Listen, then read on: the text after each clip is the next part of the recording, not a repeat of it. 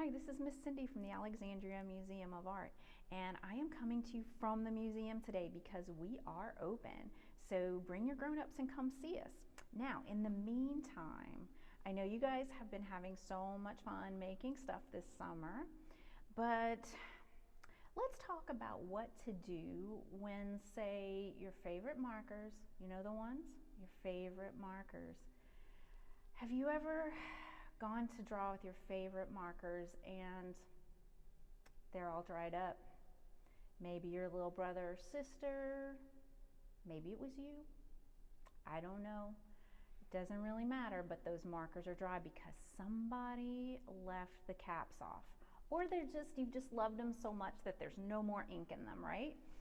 So it happens to all of us. So sometimes we have to think about a way to make something when we don't have art materials.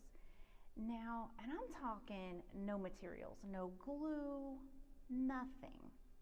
So I have some ways today where we can actually be really creative without any materials. And I know the grown-ups in the house are like, okay, let's hear about this, right? Sounds like it might be a little less messy. Maybe. So I have a book that is really going to help us think about how we can make things without art materials. Now, the book is called What If? And it's by Samantha Berger, and it's illustrated by Mike Curato. And we're going to read the book, and then we're going to talk about some ideas that maybe we got from the book.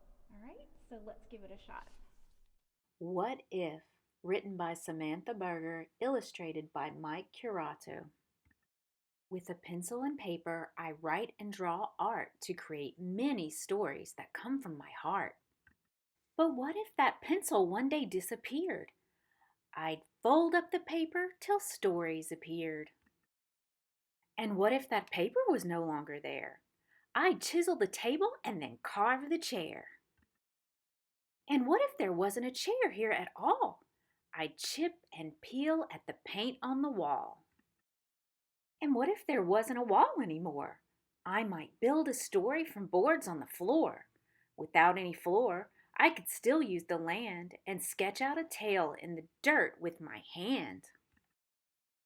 I could still shape the leaves. I could still sculpt the snow. I could still plant the flowers and make kingdoms grow. Without any land, I would still use the light, invent shadow stories the sun would ignite. There was no light, I would still use my voice to sing out my stories, to chant and rejoice. I'd still have my body to twist and to bend, to dance out my stories from beginning to end. If I had nothing but still had my mind, there'd always be stories to seek and to find. If I know nothing but one bit of fate, as long as I live, I will always create. As long as I live, I will always create. All right, so did you get any ideas from the book about some things that you could make using various items around your house, maybe? Now, how could we do that? Well, we're going to need to rely on two elements of art, at least one of them, right? Can you guess what element that might be? I know we've reviewed the elements before. Now, the elements are... Artists use the elements of art to create amazing works of art. The first element is line, like the lines that Walter Anderson used to create these fish and its scales in his woodcut. And lines create shapes, like the shapes that Nicholas Monroe used to create his dancers in this painting.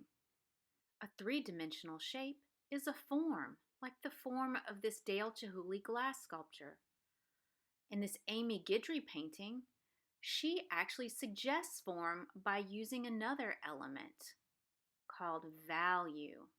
Value is the darks and lights in an artwork, like those in this Elmore Morgan Sr. photograph.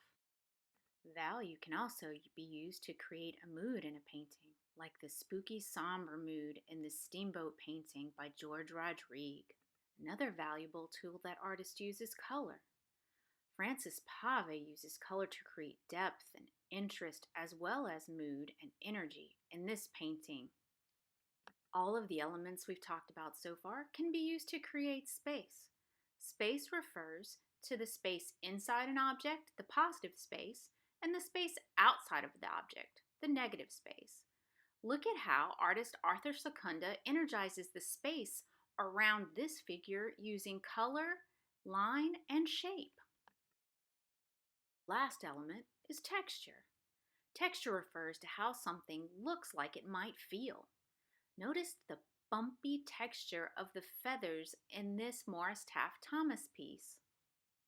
Now, which one of those elements would be really useful for thinking about forming things from things we find around the house? Well, I think we could use shape, and I'll show you how. So a few lessons ago, we took a picture of Bowie the cat and we broke it down into simple shapes.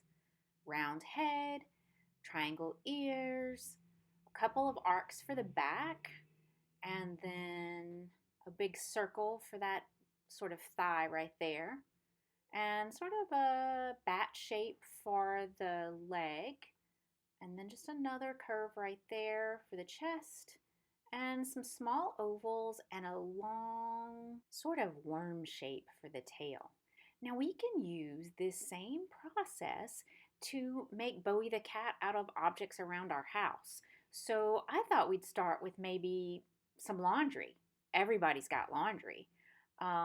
So if it's okay with your grown-ups, go find some laundry and maybe you can create a picture too. I'll show you how I did it. Now, be sure to check with your grown-ups to find out which clothes are okay to use. You don't want to take the stuff mom's just folded or dad has just folded and start messing with it. So get approval first from your grown-ups. Now remember, Bowie the cat has sort of a round head, so I'm taking a sock and rolling it up to be his head. And I took two tiny socks and sort of turned them into triangles for the ears. I fashioned this t-shirt into sort of his body shape. And then I added a little black sock for that black spot on his back. And I coiled up this t-shirt to act as his back hip, that big round shape. And then I used some socks to make his feet. And I used another long one for his tail. My stepdaughter Ava and I thought it would be really fun to turn this into a guessing game. Okay, so we're gonna play a guessing game. This is Ava. So Ava, what did I make? What do you think it is? I mean, I think it might be an animal because that can be ears, maybe. That kind of looks like a tail. Okay. I mean, hang on, let me stand up. Okay, get into it, Ava. Get into it. Okay, so this might be an arm too. Okay. So this right here is the body, and I can see that might be a face. Is that a cat? Ding, ding, ding, ding, ding, ding, ding. Yeah. Ava wins. Woo. It's a cat. Okay, now Ava's gonna make something, and I'm gonna guess what it is. Ava has made something, and I'm gonna try to guess what it is. It's not a polar bear. We already did that. Did you make another cat? No. A dog? It has a long tail. It has kind of like round ears. Is that right? Yeah. And the colors are not like 100%, right? That's okay. That's okay. Give me a hint, Ava. They can use their tails to hang. Oh, it's a monkey? Yeah. Yay! Ding, ding, ding! All right. Well, that was fun. Maybe you can't use laundry, but you can use other items. See if you can guess what animal I'm making with these crayons. So I thought about this particular animal and the different shapes that happen within its body, and I built a bird.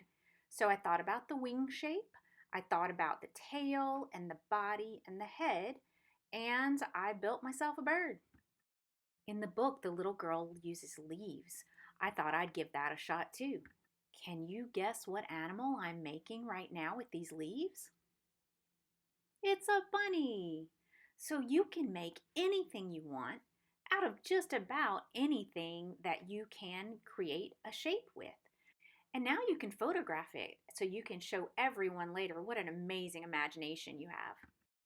I want to thank you guys for joining us for another AMoA Family Friday. And if you enjoyed the book that we read together, you can tell your grown-ups that this book is sold in the museum gift shop. So you can stop by.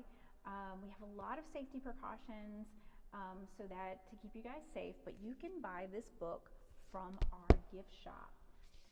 And in the meantime, you guys be kind to each other and keep making stuff together, and we'll see you next time on AMoA Family Friday.